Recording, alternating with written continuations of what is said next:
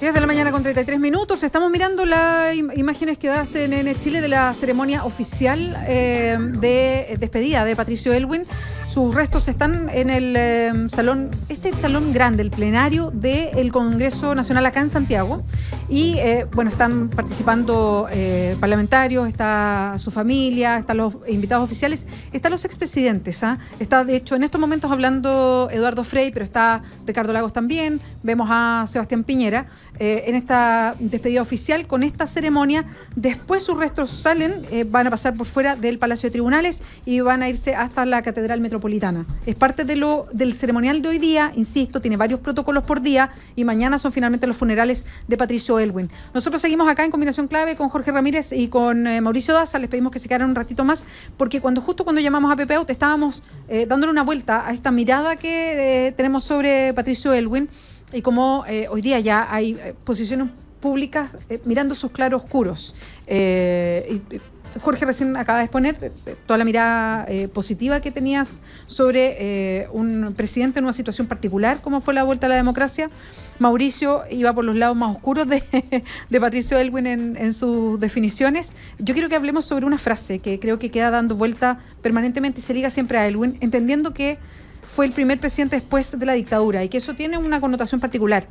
Pero cómo esa frase de alguna manera le hizo carne en la Concertación por mucho tiempo más y cómo esa frase significó un mínimo frente a lo que pasaba en justicia, en mirada respecto a cómo nos estábamos desarrollando como Chile, que fue en la medida de lo posible. Claro, el problema ahí es quién establece la medida y quién establece lo posible. Y ese es el punto. Yo creo que eso ha sido el gran problema de la coalición de gobierno. Yo como ciudadano me siento traicionado, de hecho, como persona que además que vivió ese proceso, ¿no? De recuperación democrática, las banderas épicas a partir de las cuales se luchó por una vía institucional no violenta para poder terminar con la dictadura y comenzar un proceso que obviamente toma tiempo, que obviamente no podía concretarse de un día para otro, que obviamente tuvo dificultades objetivas, como la permanencia de Pinochet, con toda la ascendencia que tenía en ese momento en las Fuerzas Armadas, conviviendo con las fuerzas que habían sido electas o con quienes eran representantes de las fuerzas democráticas que habían finalmente asumido el año 90.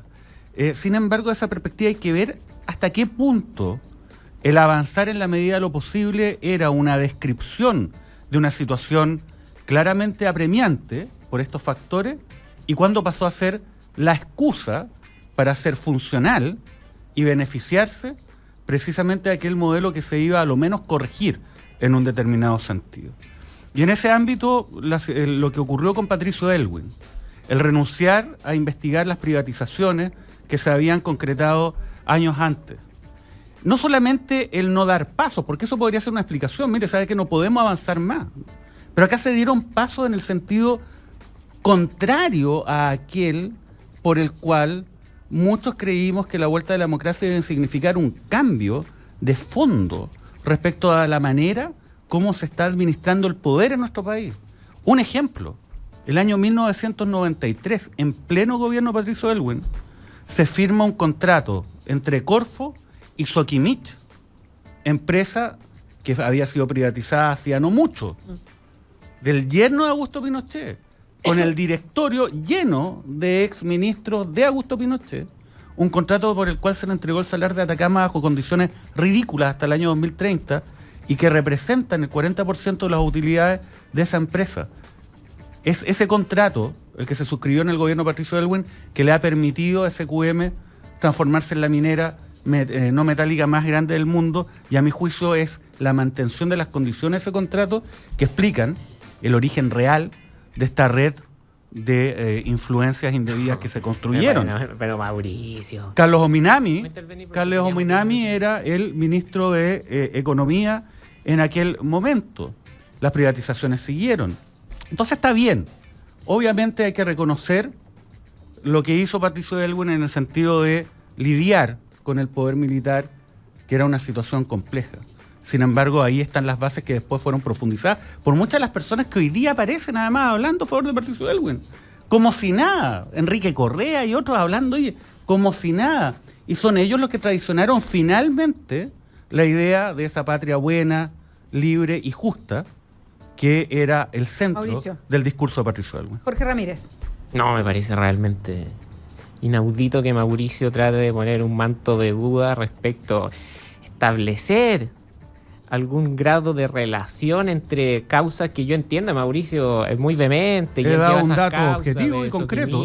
Pero decir que Patricio Aylwin es de algún modo cómplice de la estructuración de Sokimich como una gran empresa financista que corrompió toda la política, me parece. No ocupé la palabra cómplice, estás extremando lo que he dicho. No, eso, bueno, he podemos ir al que audio se han dado... después, lo diste a entender de algún No, bueno, lo aclaro. Es que hay que ser responsable. Acabamos de alabar a Pepe Out porque se hace cargo de las palabras. Pero acá estoy y me hago cargo. Hiciste toda una argumentación donde vinculabas de algún modo el rol de Patricio Aylwin. Bueno, el exégeta Ramírez de mis palabras te aclaro lo siguiente. Lo que he dicho es bien claro. Se dieron un caso Sokimich solamente para señalar un ejemplo. Algo así como un gobierno perfecto? Aquí hubo pasos que fueron en el sentido contrario, que se dieron hacia adelante. No es justificar, no pudimos avanzar más. No, se dieron pasos que iban en el sentido de afianzar la concentración económica en Chile. Bueno, pero con respeto hasta atribuir intenciones. Pero ahora, ¿qué no son? En la medida de lo posible. Yo creo que por definición, en la medida de lo posible, es parte de la esencia de la política. Son maneras distintas de entenderla. Algunos piensan que hacer política es imponer. Yo creo que hacer política es más dialogar que imponer. Y en la medida de lo posible... Yo coincido también con eso, ¿eh? Sí, pero no me gusta en la medida de lo posible. Pero en la medida de lo posible hay que situarla en un contexto muy difícil. De hecho, esta discusión ya la hemos tenido. Y en un momento me hicieron mucho bullying porque yo les dije que la transición chilena... Y es una cuestión objetiva. Hoy día, miren todos los analistas que están hablando. Se estudia en ciencia política en muchas partes del mundo. De hecho, y el liderazgo político de Patricio Aylwin también se define como liderazgo adaptativo. Es un liderazgo que con flexibilidad táctica es capaz de hacer las cosas, es cierto, en la medida de lo posible suena poco sexy hoy, pero resulta que mira cómo valoramos muchas cosas que se alcanzaron gracias a la medida de lo posible. ¿Quién establece la medida y quién establece lo posible? Las condiciones objetivas históricas. No, porque Patricio ¿quién la Aylwin establece? tenía a Augusto Pinochet ahí, hubo ejercicio de enlace, hubo eso hasta un Ignacio. determinado momento, pero hoy día, incluso al día de hoy, bueno, pero incluso eso no en la es culpa década de los 2000. Aylwin. Bueno, pero por de eso tendrán también, que hacerse cargo los dirigentes de la nueva en la medida de lo concertación. posible no es un eslogan que funciona Pero en cualquier momento, de cualquier manera. Tratar de crucificar a Patricio Aylwin o de algún modo restarle mérito a todas las cuestiones relevantes. Oye, sobre todo basta de beatificar a las personas. Los seres humanos y los políticos tienen claros y oscuros. Pero deja plantear mi argumento por Mauricio. Sí, pero no beatifique. Pues. No, pero si cae, oye, libertad de expresión, yo puedo hacer lo que quiero. Bueno, beatifique libremente, listo. Lo último que quiero destacar de don Patricio Aylwin es su estilo político de austeridad. Hoy día vemos que hay políticos que financian, que no sé, muchos casos de corrupción, malas prácticas. Patricio Aylwin no se enriqueció por su paso por la moneda, vivió siempre en su misma casa. Me parece que es otra cuestión, otra parte de su estilo que debiera ser de algún modo tomado sobre todo por las nuevas generaciones. Bueno, lo que debiese ser el estándar normal de un político se ha perdido y ahora es una gran gracia, ¿no? Entre comillas. Obviamente Patricio Aylwin es un político de antigua cuña. Tenemos que terminar. Que obviamente era austero, ¿no? Al igual que otros políticos de derecha. Yo no creo que Onofre Jarpa, por ejemplo, se haya hecho millonario también ejerciendo la política. Y de esa perspectiva, bueno, también muere con Aylwin una forma de hacer política también. Mauricio Daza, muchas gracias. Jorge Ramírez, lo mismo. ¿Nos volvemos a encontrar el próximo jueves? Por supuesto. Así es. Son las 10:42. Esto es Combinación Clave. Escuchamos a Gustavo Cerati. Te llevo para que me lleves.